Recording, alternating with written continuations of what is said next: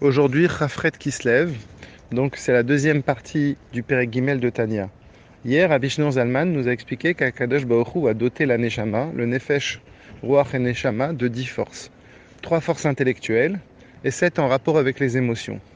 Il a conclu en disant que c'est grâce aux 3 forces intellectuelles qu'on arrive à créer les émotions. C'est ce qu'il va expliquer aujourd'hui. Il commence à dire que quand une personne réfléchit sur la grandeur d'Akadosh Baruch Hu, dans le sens, dans ses actions, par la complexité de ce monde, par l'immensité de cette création qu'Akadosh Baruch Hu il a fait, alors forcément il va y avoir au minimum de la crainte, et après ça va se transformer en respect pour Hachem. Exactement de la même manière que quand on réfléchit, on prend conscience de la grandeur d'une personne qui nous entoure, que cette personne, soit par ses actions extraordinaires ou bien par sa capacité intellectuelle qui est hors norme, bien forcément, à force de prendre conscience de ceci, ça nous amène à le respecter. D'un autre côté, à force de réfléchir aussi sur les bienfaits qu'Akadosh Baruch Hu nous procure chaque jour, sur sa grande bonté, alors ça va nous créer aussi de l'amour. De même que quand on réfléchit sur le bien qu'une personne peut nous procurer, eh bien il va y avoir un attachement. Cet amour aussi, Rabbi Shneur Zalman le décline en plusieurs niveaux.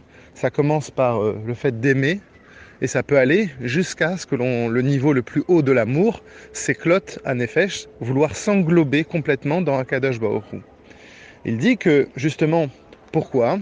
Parce que l'amour, elle vient du Yesod Haesh, du feu, parce que c'est quelque chose qui, bien évidemment, monte, c'est chaleureux, et aussi parce que ça nous embrase totalement. On n'a plus la conscience de nous-mêmes, on est complètement porté vers l'autre.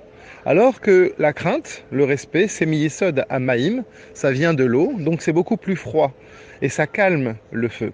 C'est pour ça qu'on a besoin de cette combinaison des deux, pour pouvoir être un juif qui fait Torah et Mitzvot, et ne pas simplement agir que par amour, parce qu'à ce moment-là, on arriverait nous-mêmes à s'oublier complètement et à se désintégrer, si l'on peut dire, alors que l'objectif, c'est qu'on fasse Torah et Mitzvot dans ce monde matériel de manière logique et humaine. Donc il faut la combinaison des deux. Donc on a expliqué maintenant que grâce à Chochma et grâce à Bina, on arrive à créer les émotions.